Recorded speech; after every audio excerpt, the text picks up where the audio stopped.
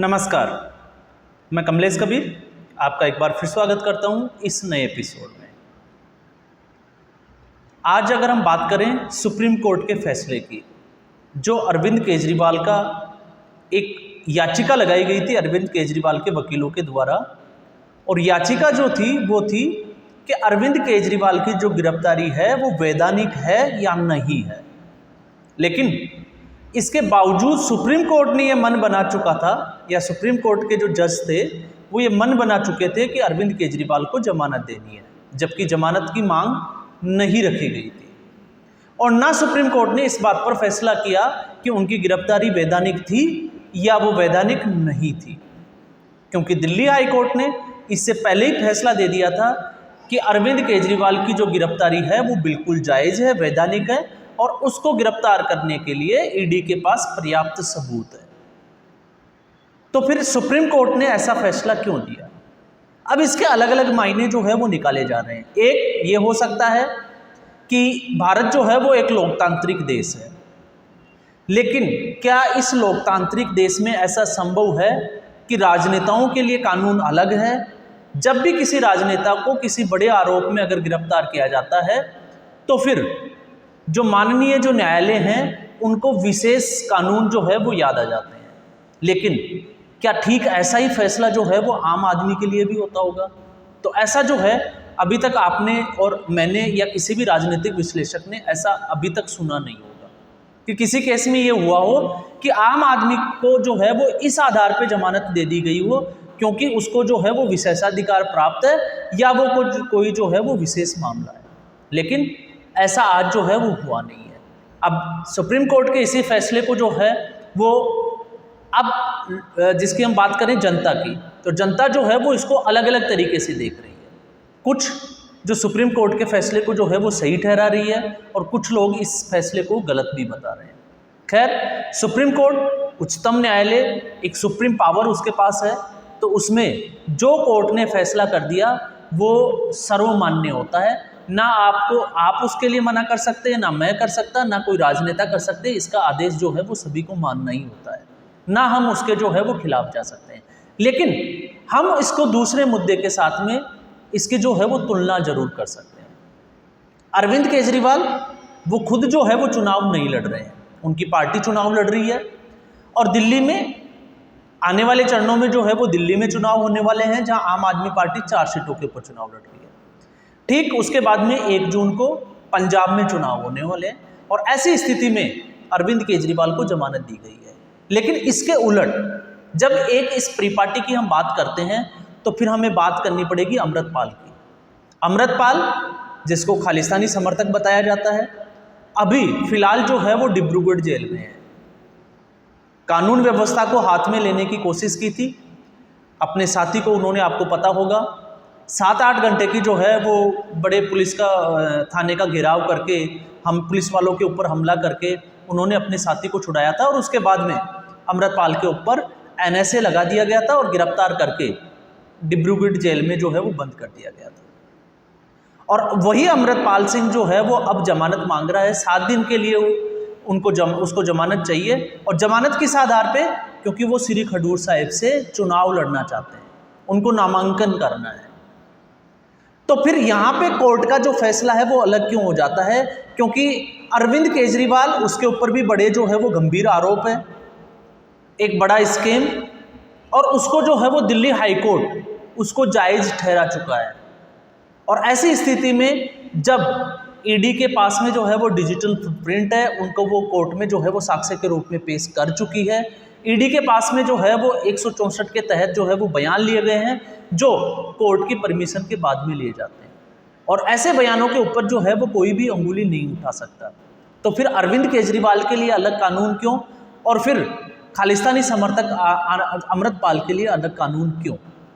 अब अगर किसी भी व्यक्ति को एक नई परिपाटी के हिसाब से अगर हम सोच के देखें तो इस पूरे देश में अगर हम बात करें तो हर साल कहीं ना कहीं जो है वो चुनाव होते हैं। आपने देखा अरविंद केजरीवाल ने ईडी के सम्मन इसलिए स्किप किए क्योंकि उनके पास बहाना था कि राजस्थान, छत्तीसगढ़ और मध्य प्रदेश में आम आदमी पार्टी चुनाव लड़ रही है, और इन राज्यों में 5 में से इन 3 राज्यों में विधानसभा के चुनाव होने हैं, तो अरविंद केजरीवाल को प्रचार के लिए जाना है, इसलिए वो ईडी के दफ्तर जो है वो पूछताछ में शामिल नहीं होंगे। अब आगे लोकसभा के चुनाव, तो एक जो लगातार जो है वो अरविंद केजरीवाल के वकीलों अभिषेक मनु सिंघवी के द्वारा जो एक दलील दी गई कि चुनाव प्रक्रिया के वक्त और चुनावों के तहत जो है वो अरविंद केजरीवाल को गिरफ्तार क्यों किया गया, तो सुप्रीम कोर्ट को यह भी पूछना चाहिए था कि इससे पहले 6 महीने तक जो है वो अरविंद केजरीवाल पूछताछ में शामिल क्यों नहीं हुए, लेकिन उसकी जो है वो कोई चर्चा नहीं। और खुद जब आप देखिएगा इस पूरी अगर सुनवाई में अगर हम देखें तो अरविंद केजरीवाल के जो वकील गए थे वो गिरफ्तारी की वैधानिकता को लेके गए थे, लेकिन कोर्ट ने उनको जो है वो अंतरिम जमानत की बात बोल दी। और उसी दिन ये लग रहा था कि अरविंद केजरीवाल को जो है वो जमानत मिल जाएगी, लेकिन जिस वक्त जो बेंच जो है वो उठ के चली गई थी तो एक ये कयास लगाया जा रहा था कि ईडी जो है एक सप्लीमेंट्री चार्जशीट पेश कर सकती है और ऐसी स्थिति में अरविंद केजरीवाल की मुसीबतें बढ़ सकती है, लेकिन ऐसा कुछ हुआ नहीं। जो कोर्ट ने ठान रखा था कोर्ट ने वो फैसला दिया, लेकिन इस फैसले को लेके अब एक नई परिपाटी और लोगों की जो नज़रिया है वो कानून के प्रति जो है वो बदलता जा रहा है, जिसकी हम बात कर सकते हैं एक दोहरा रवैया और एक नई सोच जो जन्म होगी, जो पहले से चलती आ रही है कि राजनेताओं को जो है वो कानून कोई मायने नहीं रखता, और आज इस स्थिति में ऐसा कोई फैसला आता है तो फिर ये बात जो है वो सच साबित होना जो है वो शुरू हो जाती है। तो अब जब हम बात कर रहे थे कि एक ही जो है जिसको कहें कि प्रक्रिया, चुनावी प्रक्रिया, और 3 अलग अलग व्यक्ति, वैसे मैंने इसमें जो थंबनेल डाला वो अमृतपाल की डाला, लेकिन 3 अलग अलग व्यक्ति, तो आप देखिएगा 1 से 2 दिन के अंदर जो है अब हेमंत सोरेन की तरफ से भी सुप्रीम कोर्ट में एक नई याचिका आने वाली है।